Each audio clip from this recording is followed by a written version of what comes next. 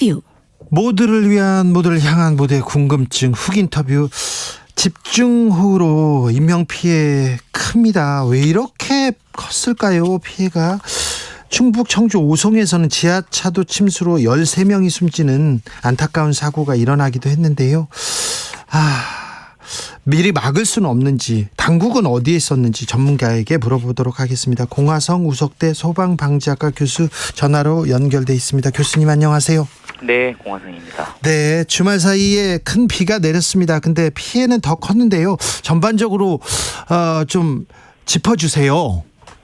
이상기후로 인해서 벌써 사망자만 해도 40여 명인가요? 네. 30여 명인가요? 벌써 그만큼 많이 됐고 재산 피해도 사실은 어마어마하게 피해가 컸습니다.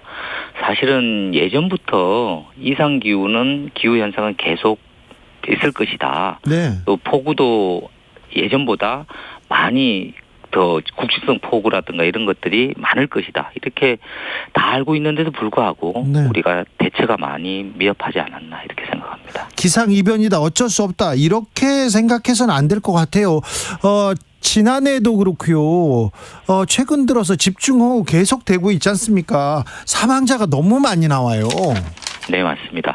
아직까지 우리가 재난에 대해서 너무 안일하게 대처하고 있지 않나 이렇게 생각이 듭니다. 네. 행안부에서는 이미 3년 전에 지하차도에 자동 차단 시설을 설치하고 원격 시스템을 도입하라는 등의 대책을 내놓았는데 지자체는 3년이 지난 이제서야 그 자동 차단 시설에 대한 예산을 확보했다고 하고 이제 설치 중이라고, 준비 중이다 이렇게 말을 합니다. 또한 행안부는 이 대책만 내놓고 지자체가 어떻게 하고 있는지 이 관리 감독에는 또 손을 놓아서 이런 사고가 발생된 것으로 보입니다. 오송 지하차도 침수 사고에서 13명이나 숨지는 일이 있었습니다. 왜 이렇게 피해가 컸을까요? 이유가 뭘까요? 하천에 임시 제방이 붕괴되면서 지하차도로 물이 급격히 밀려 들어오는 바람에 피해가 큰 것으로 보이는데요. 방제가 붕괴됐다.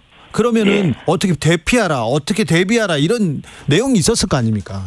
예. 그런데 사실은 이게 제방이 붕괴되면서 손쓸 틈도 없이 아마 지하차도로 물이 급격히 밀려 들어온 것으로 생각이 되는데요.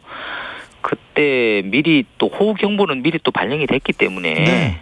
지하차도 진입을 미리 차단했더라면 참 아쉬움이 있습니다. 홍수 경보가 발령됐습니다. 지하차도 아무래도 지난번 부산에서도 참사가 있었기 때문에 지하차도 어떻게 통제했어야 되는데 이거 누가 했어야 됩니까?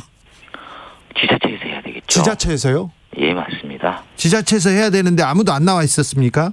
그렇죠. 네. 감시만 했다고 하고 그러면 빨리 조치를 취했어야 되는데 네. 조치를 취하지 않은 것이 참 안타깝습니다. 이번 사고 막을 수 없었습니까? 그냥 천재지변이라 이렇게 넘어가야 됩니까?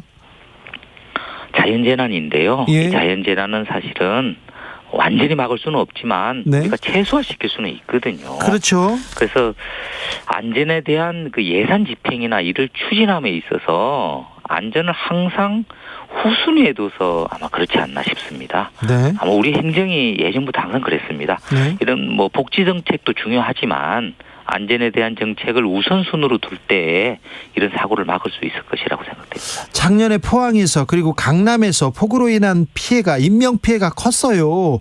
그 후속 대책을 마련하겠다 정부에서 계속했는데 마련된 대책이 있었습니까? 실행되고 있습니까?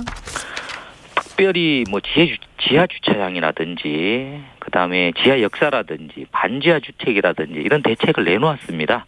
그래서 지자체에서 물막이판 제작을 하겠다. 그리고 반지하 주택에는 여다지식 방범창을 설치해서 신속하게 대피할 수 있도록 하겠다. 이렇게 해놓았는데 그 예산 집행을 일부 지자체를 보니까 올 4월에나 그 예산 집행이 시작되었다고 합니다.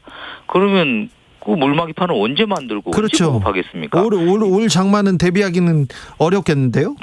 맞습니다. 그렇게 하다 보니까 지금까지 보급이 안 된 곳도 많이 있고 하다 보니까 이런 사고가 틀림없이 또 반복될 수밖에 없는 것이죠. 이런 예산 집행에 따른 절차를 좀 관소화하고 문제점이 발견되면 즉시 대책을 강구할 수 있는 이런 제도적 뒷받침이 필요하겠습니다. 경북 예천을 비롯한 곳곳에서 산사태 피해 컸는데요. 산사태 이야기가 계속 나옵니다. 어떻게 좀 대비해야 될까요? 평상시에 그 산림청에서 제공하는 그 산사태 정보 시스템이라든지 스마트 산림재 앱이 있습니다. 네. 그 앱을 보면 산사태 발생 위험이 높은 지역을 미리 다 파악을 할 수가 있습니다. 그런 지역을 미리 파악해 두고 또한 대피소도 사전에 확인해 두는 것이 필요하고요. 또 지자체에서는 임시 거주시설을 마련해서 산사태 위험 지역에 있는 분들이 안전하게 거주할 수 있도록 이런 조치들도 취하는 것이 필요하겠습니다. 나 혼자 산단가요? 아니죠. 나는 자연인이단가. 거기에 나왔던 분도 한 분 실종됐다는 보도가 나오기도 했는데요. 산사태 조짐을 좀 알 수 있습니까? 네, 갑자기 많은 양의 물이 솟구친다든지 예? 평소에 샘물이나 지하수가 나오지 않는다든지 예? 또한 동물들이 평소와 다르게 행동한다든지 하면 이건 산사태 전조현상입니다. 빠르게 대피해야 되는데요. 혹시라도 산사태가 지금 바로 일어나고 있다 하면 산사태는 위에서 아래로 발생되거든요. 네. 상부에서 하부로 발생되기 때문에 그 산사태 발생 방향과 수직 방향이면서 가장 가까운 곳 중에서 높은 곳으로 빠르게 대피하는 것이 중요하겠습니다. 이거 산사태가 일어날 것 같아. 근데 집에 있는 게 안전할까, 나가는 게 안전할까, 이것도 판단하기 쉽지 않을 것 같은데요. 일단 산 기슭에 있는 집이라면 그거는 빨리 대피를 밖으로 해야 되겠죠. 산 기슭이면 안 된다. 일단 물이 올 수도 있으니까요. 그렇습니다. 네.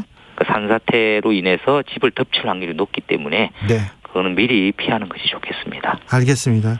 저 장마구도 집중호우 예보돼 있습니다. 뭘 좀 조심해야 될까요? 뭐 하나는 대비해야 될까요? 일단 아파트에 거주하시는 분들이라고 하면 또 이게 집중호우와 함께 또 바람이 상당히 세게 붑니다. 이 바람에 의해서 유리창이 깨져서 그 유리창에 의한 파편이 그 인체에 큰 손상을 입힐 수가 있거든요. 그래서 창문에 그 비산 방지 필름이라고 있습니다. 그 비산 방지 필름을 부착해 놓으면 테이프 같은 것도 붙여놓고요. X자로. 창문이 잘 깨지지 않고 창문이 깨지더라도 이 유리창이 비산되지 않기 때문에 좀 더 안전해질 수 있습니다. 알겠습니다. 말씀 감사합니다. 네. 공하성 우석대 소방방지학과 교수였습니다. 대전 충남 일부 전북 전 지역에 호우경보 발효 중입니다. 시간당 50m 최대 50mm 이상 강한 비가 내릴 것으로 예상됩니다. 충남 일부 대전 전북 전 지역에 호우경보 발효 중입니다. 퇴근길 모두 안전운전하시고 비 피해 없도록 주의 부탁드리겠습니다. 교통정보 알아보고 갈게요. 김민희 씨. 네, 현재는 비가 집중되고 있는 남부 지역을 중심으로 교통 통제 구간이 많습니다. 내일 모레까지